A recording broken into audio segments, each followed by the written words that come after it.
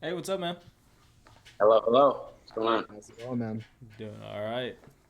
So we do things a little bit differently here. We stream this live to a Discord server, and they can ask questions in our chat if they'd like. But Okay. yeah, we're just gonna get right into it, man. Everybody, we're here with the Spartan, Cody Stamann. He's a current UFC fighter. He's a veteran in the sport. Had an absolute tear towards the beginning of his career. We're gonna be asking him a few questions. Let us know if y'all want to ask him anything. Starting off with it, man. What's your favorite part about MMA, and like what drew it to you to like become like a career? Well, I'm not sure I ever actually like started out like really like thinking that MMA was going to be my career. But I mean, I fell in love with the sport. I fell in love with, uh, the camaraderie amongst like all the guys that were kind of chasing the same dream as I was. And I don't know, I was pretty good at it. Like a little bit of success that was definitely pretty helpful. Especially in the beginning. I realized how people treated you. You know what I mean? Like it's being an athlete. Like I was a pretty good like three sport athlete growing up. Um, but the way people treat fighters is different. You know what I mean? Like you're held to a different standard, I guess. Like people look at you differently. They have a different amount of respect for you. I think people, everybody like has that. Everybody like everybody really likes fighting, but you know, no one's really sure what they're capable of in a fight. And I just happen to be one of those guys that never really shied away from a fight. So I think just the combination of a little bit of recognition, a little bit of success, and then you know uh, enjoying being an athlete. That's kind of what led me to be successful and choose MMA as a career. Awesome. You started out wrestling, didn't you? That's what kind of brought you into the world of mixed martial arts. Yeah, wrestling and boxing. So I mean, that was kind of like, I was a good wrestler, and I also, I was a Golden Glove state champ, and that's when I was 18. So, like, straight out of, like showing up at an MMA gym with the accolades that I had, like day one, I was the best guy in Michigan. You know what I mean? So like, I was like getting in MMA fights and just ripping people to shreds. Like, I think maybe my first 10 MMA fights, I don't think one of them made it past the first round. Yeah, no, you went on an absolute tear, man. That was great. We were actually talking about that earlier. It was like 18 fights total, and I think it was like one loss to it's like So I don't know, Dilgui. some random dude in Michigan. The crazy thing is about that fight is like I had this dude like in a locked up choke and like 6 seconds into the fight, and like my coach was like, "Let him go, keep fighting." So I just like Really? I just like let him go. He was about to tap, and I just let him go and started banging on him and got caught in an arm bar. Oh man. Silly stuff, dude. Yeah, that's probably one of the gnarliest tears I've seen. I was looking at it, I was like, holy crap. Yeah, I was 19-1 as an amateur. That's That's one. awesome. A lot of those fights should not count though, because it was just like Michigan. There was no like athletic commission, so it's like anybody could just decide that they were gonna fight. You know what I mean? Like Really? I fought twice in one night. Oh It dang. was, it was like the Wild West. Like That's you could like just, old school UFC rules. yeah, dude, it was insane. Like I spiked a kid on his head, broke his neck, Oh like dang. God. completely like so illegal. They just like rushed him out Oh on my a God. stretcher. It was, dude, it was like the Michigan MMA was like nuts back in the day.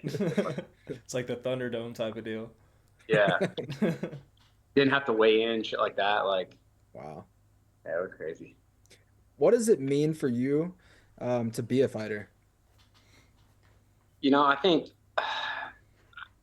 fighting for me, uh, I looked at it as like an athletic event for, I think, a good portion of my life. But, looking back, I've been in the UFC for 8 years now. And like, I've been a professional for like 13 years. So I'm an old boy in the sport. Um, I mean, looking back, I think about like how much I've changed. You know what I mean? How much fighting has actually like changed who I am as a human being. I think I have a different appreciation for you know everything, everything in my life.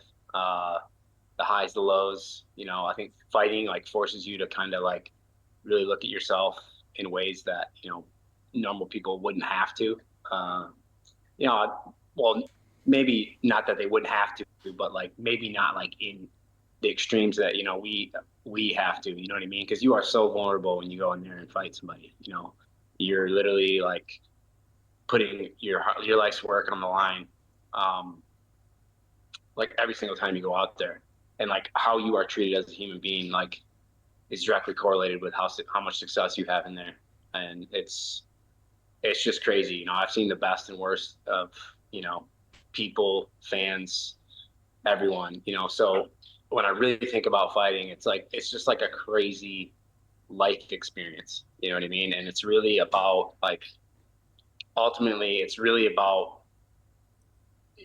like being able to like hone in on yourself.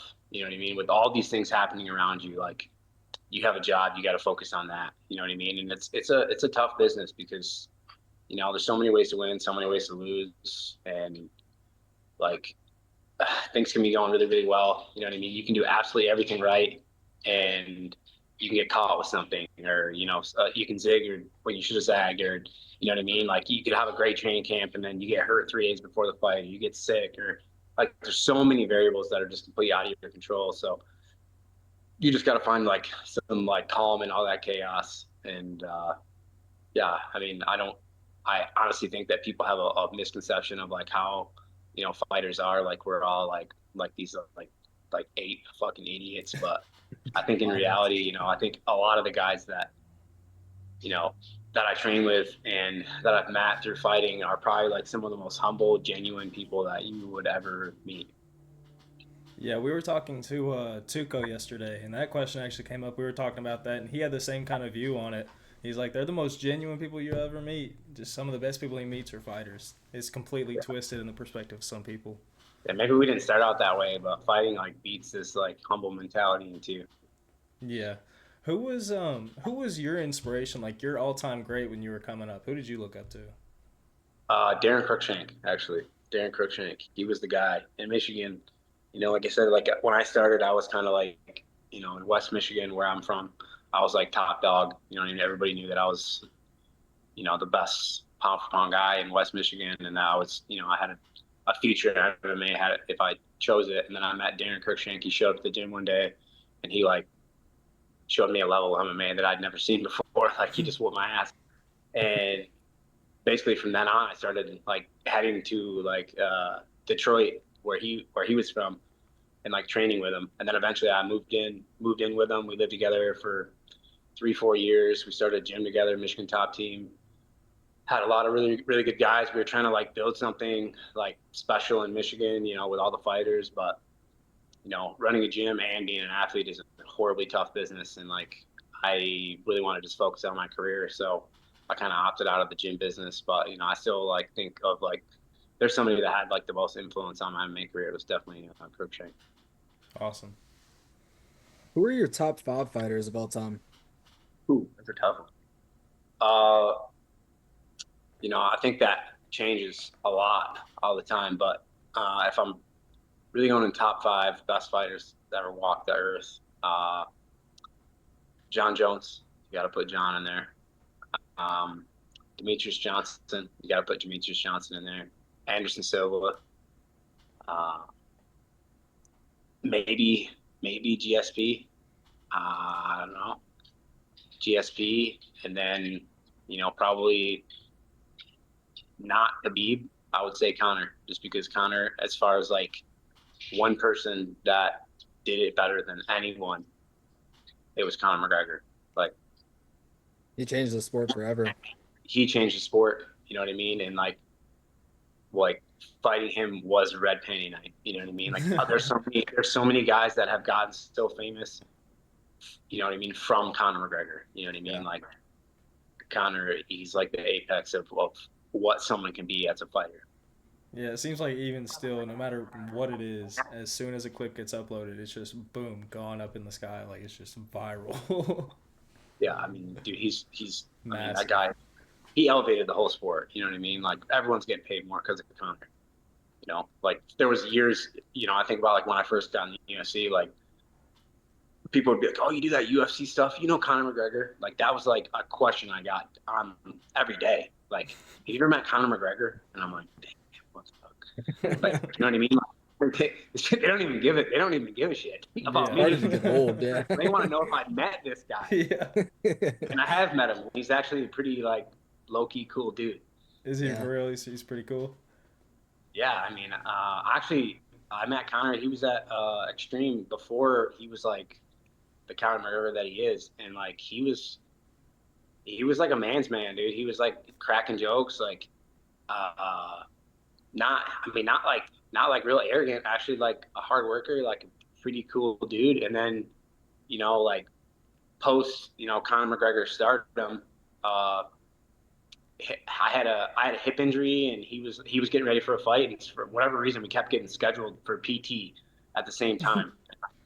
So like like we're like I'm getting my hip done, he's getting his back work done, and like I actually got to like sit down and have a conversation, no cameras, no anything, like actually talk to the dude, and it's like he's just a normal dude, you know what I mean? Like he's a normal dude, and he just once you turn a camera on that dude, he just lights up. He just goes off. He knows how to like get views, and like that's his thing, you know what I mean? But yeah, I mean I I wouldn't have anything bad to say about him. I mean, other than that, maybe he might have a drug problem today. I don't know. No one knows if it's real or not. uh, what's it like being at such a good gym, man? At Extreme, Yeah. I mean, yeah, dude, Extreme is crazy, dude. It's such a crazy melting pot of like all these like crazy like big egos. You know what I mean? Like you've got like Strickland and like all the big guys, uh, and then like all the little smaller guys like me that kind of all train together. But it's great. I don't really think about it much anymore. But I guess when I first started training there, I would like literally like count, be like, all right, how many world champs are here, and how many people like in the UFC are here, and it would always be like 20. Yeah. You know what I mean? Like it'd be like 20 guys in the UFC in one practice, and it's just like, where else could you ever get this? You know what I mean? And there's always like people floating in and out. And then the UFC PI too. That's another place where it's just like, I think like it would be every MMA fan's dream just to hang out there for a day because there's so many people in and out of there. So I mean, it's cool. It's cool. It's just, it's tough because like, I come from like a small town in Michigan, and like I'm a country boy. Like I'm a blue collar country boy. Like I've never really tried to be anything else. And then you get all these people from like different countries, and like I was always taught to like work hard and keep your mouth shut. And then there's just like all these big personalities everywhere. And surprisingly, there's not as much like chaos in terms of like fights, but there's a lot of people rubbing each other the wrong ways. Like everybody's got something to say when really you should just keep your mouth shut. So like obviously having that many like talented big egos in one place, like it's a nightmare for someone like Eric Nixick because he's got to deal with all that shit nonstop. I mean, but for me, it's pretty cool because I always have like some really, really tough training partners. But I mean, I won't go into details, but there's been a couple incidences in the last couple weeks at Extreme, like straight up fist fight, two dudes that had an issue, and I'm not talking about like two like random, and that they keep it pretty in house. Like this isn't gonna make like MMA junkie or anything, but um, yeah, there's been some pretty insane brawls at the gym. That's wild. Yeah. It has to happen, man. I mean, eventually egos are gonna clash. Things are gonna happen, huh? Oh yeah, dude. It's yeah. I mean, there's one person in particular that seems to bring it out in a lot of people, but I think you can probably guess who that is at Extreme Yeah. Kids. Yeah, most likely. Funny enough. What are your favorite things to do outside of fighting? I like hunting and fishing, man. I'm an outdoorsman. I like to hunt. I like to fish. I don't really have. Dude, fighting is like it's like the most full time part time job you could ever have. You know what I mean? Like it's nonstop. Like you're either like training or you're recovering, getting ready for your next training set. It's just like not like you might only train 4 hours in a day, but like your whole day revolves around those 4 hours. So like I don't get to do a a lot of stuff. Like I'll get out and go hunting maybe like, 10, 15 times a year. I get all kinds of slack from it. And everyone's like, yo, you get your ass in the gym. You need to be. I'm like, dude, all I do is like all I do all day, every day is train. You Yeah. know what I mean? I had a day off, bro. I went fucking duck hunting. Big deal. Like it's I mean, but honestly, like I would say my biggest hobby is fighting. Like I actually love training, like training people. You know what I mean? Like working on stuff with my teammates, like stuff like that. Like I actually thoroughly enjoy that. I don't ever like, damn, I gotta go to the gym again today. You know what I mean? I'm like actually pretty excited to go. And we have a pretty good group of guys, that are about my size that, like Danny Ige, Kai Kamaka, um, Julian Rosa, my buddy Chad Decker from Michigan. There's like a good, solid group of dudes that, I like hang out with outside of the gym. So it's like you go to the gym and it's like I'm just like hanging out with like people that I actually want to hang out with. You know Yeah, what I you're just mean? with the boys. Yeah, exactly. We're just training MMA. That's what's up. That's sweet. I know you mentioned in a past interview that you had a Utah like spot that you always vacation to. It's like kind of like Yeah. a compound that you like to go in, you like to four-wheeler and hunt, like you said. How do you like that? Because Utah is just a beautiful state, man. No matter where you go there, it's just breathtaking. Utah is sick. Yeah, I mean, it's like 3.5 hours from Vegas. Yeah, Airbnb it, but I also like go up there and like just turn into like a straight hillbilly for a few days, just unplug. I mean, I've had like dudes up there where we did like high elevation training too. So it's yeah, it's a cool spot, man. It's like I wish that like all of us would put like all the big name guys or all the guys in the UFC would like put $10,000 into a pot and we could buy like like some kind of facility like in Utah. And like every time someone had a fight, like everybody went up there and trained, kind of like how the Russians do it.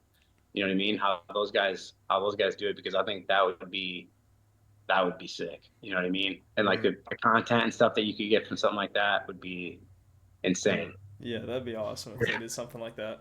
Yeah. Like the Russian guys, like man, they like these guys, like that's like what all of us really want to do. You know what I mean? Like go train with all your boys, like up in a really really cool place. Like that's literally how these guys grew up. Like how they live. Yeah. You know, and it's just hard because there's so many like I said, big personalities, and we got some prima donna dudes that don't really want to be out in the woods for too long or too much. These guys are scared of bugs, so a lot of different type of people in MMA. Oh yeah. This far, who has been your toughest opponent, and what did you learn the most from that opponent? Ooh, toughest opponent. I mean, I fought a lot of tough dudes. I mean, I think the obvious answer, you'd be like Marab Dvalishvili would be the toughest guy I fought, or Aljamain Sterling. But honestly, I don't necessarily feel like those guys were the toughest guys I fought. Like neither one of them. And I train with Eljo. I like Eljo. I like Marab a lot. I think he's a great dude, great human being. Nothing but respect for him. But like I don't necessarily think they're like the toughest guys I fought. I think they're like two of the craftiest guys I fought. Um, like everyone was like, man, Marab, like, he's so strong, he's so this, he's so that, he's so that, he's so fast, he's this. I didn't necessarily feel like he was that fast or that anything. I felt like he was just like so insanely smart, like in the cage, like decisions he made, in the adjustments he made. You know what I mean? Like if I landed something on him, I would never land it again, because He's he just like, tactical.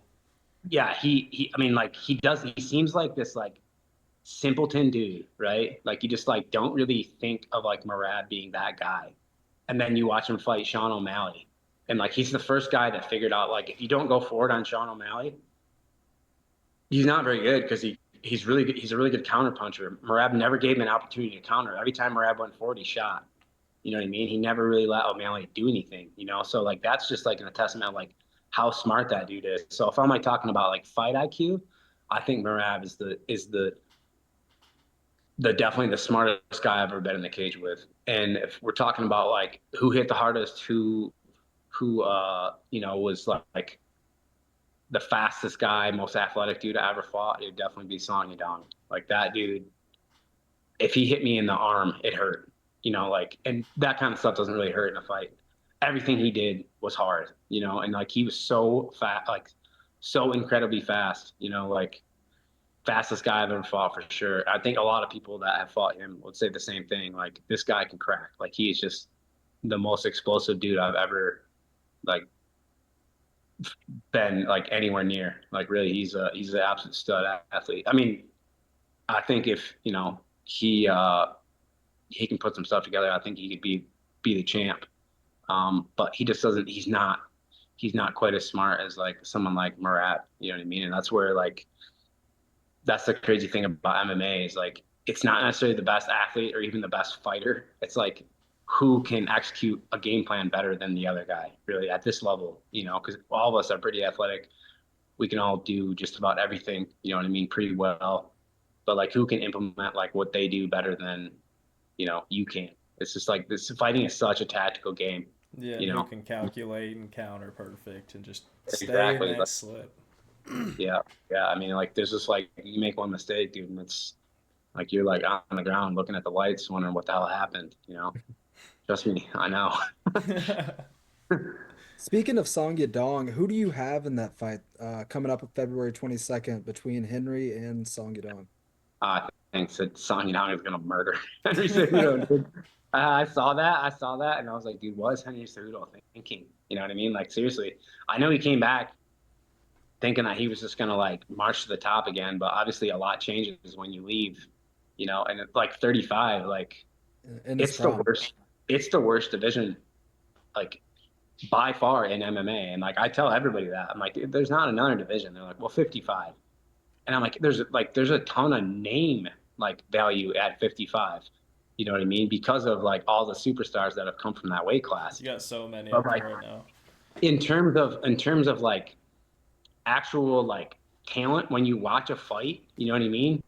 Like go watch a 55-pound fight and then watch a 35-pound fight. The 35-pound fight, there's so much more action, there's so much more happening. Like everyone can do everything. You know what I mean? And like you watch the 55-pound fights, you know what I mean? Outside of like the top five guys, like you know what I mean? From like a technical standpoint, I'm not really that impressed with those guys. And like that's why I'm going up to 45 because I'm like, screw 35. You know what I mean? I'm killing myself to make this weight. And like every single dude I've fought in the last, 5 years is an absolute killer.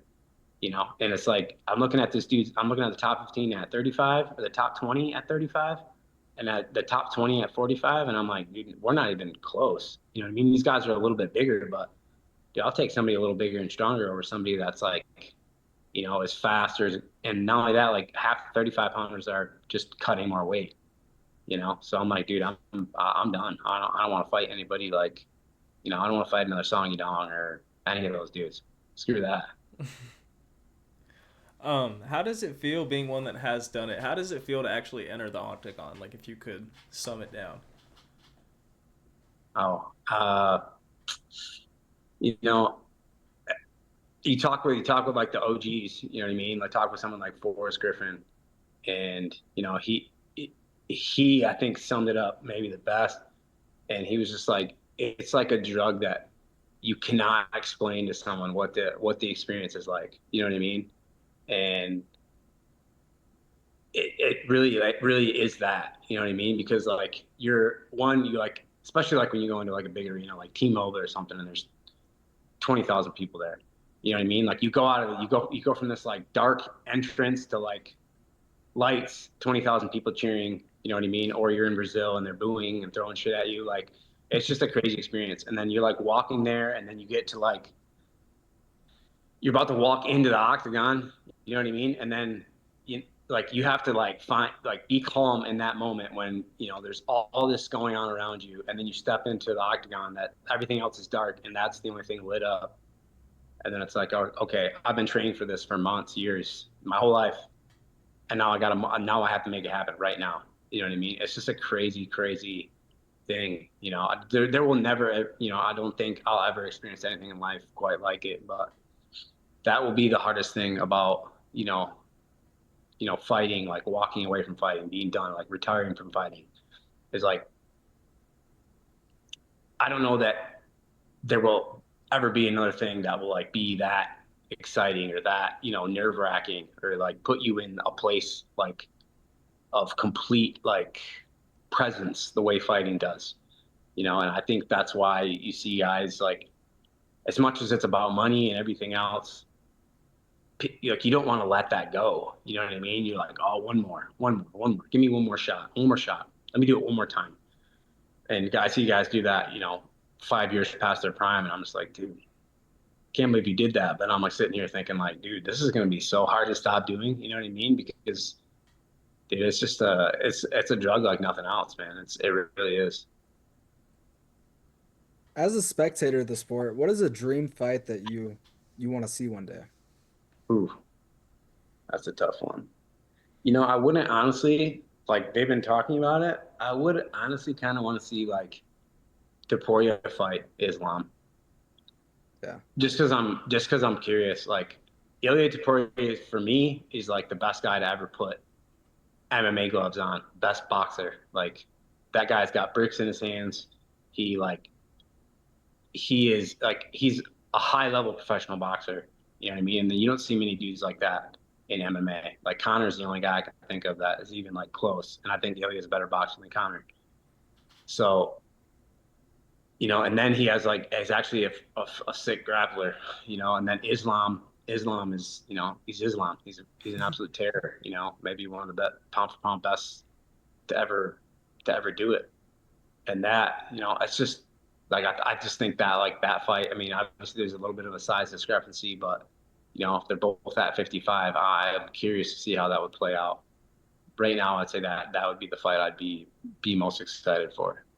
Awesome. So we can safely say that your prediction for 311 is Islam.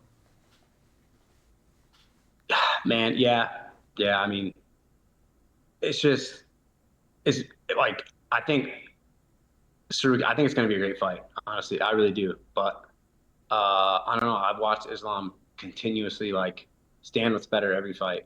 You know what I mean? Making better decisions in fights. I think Dustin Poirier like literally like the best Dustin Poirier I've ever seen fight was against Islam, and Islam was like outboxing him. Mm-hmm. Which is insane to me. Like, if you'd have told me that Islam was gonna like put hands on Dustin Poirier, I would have told you were crazy. Like, I really didn't think that was possible. I think Dustin Poirier gave him his best, and Islam still found a way to win. And that's the just a testament of what kind of champion he is. Like he is that good. It's I almost honestly kind of. Oh, sorry. Go ahead. think he's better than Khabib. Think so? Straight up, yeah, I think he's a better MMA fighter than Khabib. I hope he doesn't head out like a big so early in his I prime. mean, like, but I mean, think about it though. Like, what if Connor, after he won that second belt, after he like dusted uh, Eddie Alvarez, what if he just said peace? You know what I mean? What if he just like peace? What if he went and fought, Floyd Mayweather and just said peace, like I'm done. Being Like upset. how much different does that look? They're like I think what Khabib did was like the smartest thing that he could have done. I think he just looked at it and he's like, I am the best right now, but like looking at the dudes that are coming up, like everyone's getting better, at the sport. It's constantly evolving. Like eventually someone's gonna stuff my takedowns and they're gonna be a little bit better on their feet than me. Like I think he made the best move. Obviously it sucks as a fan because you're like, dude, you had 2, 3 more years in you. You know what I mean? You could have, but also those Russian guys, man, those guys were training MMA from the time they're like 10 years old. Yeah, you got to Like add a that's little bit their of time. yeah, that's their entire life. So by the time they're, most American guys, like most of the guys I know that are American, like they started training when they were like, either out of college. Like I started training when I was like 19, 20. You know what I mean? I didn't even know what MMA was before that, really. I had wrestling and boxing experience, but like not to the level that these guys are training. These guys start like it's just a different thing, and like that's what you're gonna see in MMA. Like moving forward, I think it's gonna be more like boxing, where like guys are out by the time they're 30 because they started fighting when they were 16. You know what I mean? Like you have a shelf life, in MMA. A lot of it depends on when you start and what kind of damage you take. But I think like moving forward, you're gonna see a lot more people like dipping out because if you look at, I mean, Khabib, he's probably made as much money after fighting as he made in He's fighting. loved by everybody over there. Yeah, I mean, like Everybody. every time that guy shows up somewhere, like every like one of the people at the UFC was saying like you can't get Khabib off the couch for less than 100 grand. Like That's if he's insane. if he comes somewhere, if he's at a UFC event, you know what I mean? Like they paid him handsomely to be there. You know what I mean? If he's doing an interview, you know what I mean? Like every time you see him doing an interview, he's being paid. You know what I mean? Like this guy's not every time he opens his mouth, like he's watching like checks hit his bank account. Like he's doing all right. You know what I mean? And like think about it, like if he would have stuck around another couple years and lost, you know, a couple of fights, like It those would have just paychecks flowed probably off. wouldn't look, yeah, those paychecks probably wouldn't look the same. Very true. You've stated that you feel the best that you ever have, almost that you're in your prime now. How many more fights can, as fans, can we expect to see from you? I don't know if I'm at my best right now, but um, I think that there's like you have a window as a fighter where your experience and your athletic ability are like this. You know what I mean? And like this is like your prime. This like this time, experience, athletic ability. You know, like there's that little window, and then you know your athletic ability starts going down. You have more experience, but you know eventually you're just not as good of an athlete. You know, I think at 45 I can fight five, six, seven, eight more times. Like really, but you know, fighting at 35, I just you know, it was maybe like because I tore my bicep. Was it a year like about 2 years ago, and like during that time I was doing a ton of rehab, and I just got bigger. You know what I mean? Like I put 7, 8 pounds on my frame. And so now, like the cuts to 35 just been absolutely murdering me. Like I'm just not recovering the way I did when I was 23. And you know, I should have made the decision back then to be like, dude, I can't make 35 anymore. Well, I didn't make that decision, obviously. And you know, now I think you know, like speed, athletic ability. I think I still have, you know, a few more good fights in me, but I really have no idea though. You know what I mean? Like I might wake up tomorrow and I'm just not as fast as I was today. You know, I don't know. I don't know. I've seen that happen where like dude looks really, really good in one camp. You know, like I'm thinking about a couple different guys I've trained with. It was like they were like 37, and it was like these guys were fighting like they were 25. You know what I mean? Like just everything looked good, and then took a few months off, came back, and they were just like a different athlete. It was like they were slow.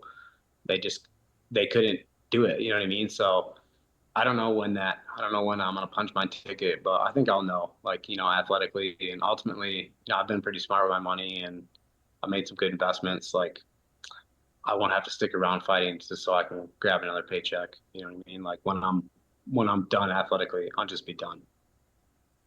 With that being said, what can we see from you in the year 2025? Well, I mean, hopefully I'm knocking dudes out, making some money, dude. I mean, like other than that, I don't really. There's no other goals, dude. I mean, I'm a prize fighter. I fight for money, and I want to make a lot of it this year. Um, yeah, outside of that, I don't really give a shit. Maybe I'll go on some cool hunting trips. Do you have anybody in mind for this year or no? Just kind of whoever they give you. You know, I was thinking, you know, like I thought maybe like Nate the Train. I thought he would be a good fight. I like Darren Elkins. I like that fight. Uh, Josh Emmett. Maybe after a couple fights at 140 at 45 first.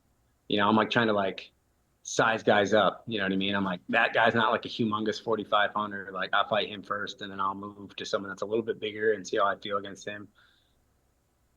I think there's a lot of opportunities at 45 for me, but yeah, we'll see. I mean, you know, ultimately, I guess if I got my way, I probably wouldn't have fought all the badasses that I fought, you know, in my career. You know, the UFC, uh, yeah, you know, they know I'm a yes man, so they're gonna send the contract, and whoever's name's on it, you know, I'm gonna be fighting that guy. Of Awesome. Respectable. Well, hey, man. Cody, we do appreciate you for coming on, man. course. We've been big fans of yours for a while. We actually had a run in Louisville. I don't know if you remember. You actually gave my boxing coach, you gave his son your full walkout set, man. I wanted to include that in here so when he watches it, he Oh, knows. Yeah. So I appreciate that, man. You changed that young kid's life, like as far as like looking at MMA, because he's always just loved boxing because his dad and stuff. So yeah, Yeah. you've opened up a whole new avenue for him, man. So I appreciate that. Yeah. I mean, I didn't want any of that stuff in Louisville. I was probably giving it all away. Yeah. But hey, brother, I appreciate you for coming on and God bless. Of course. God bless you guys. Thank you.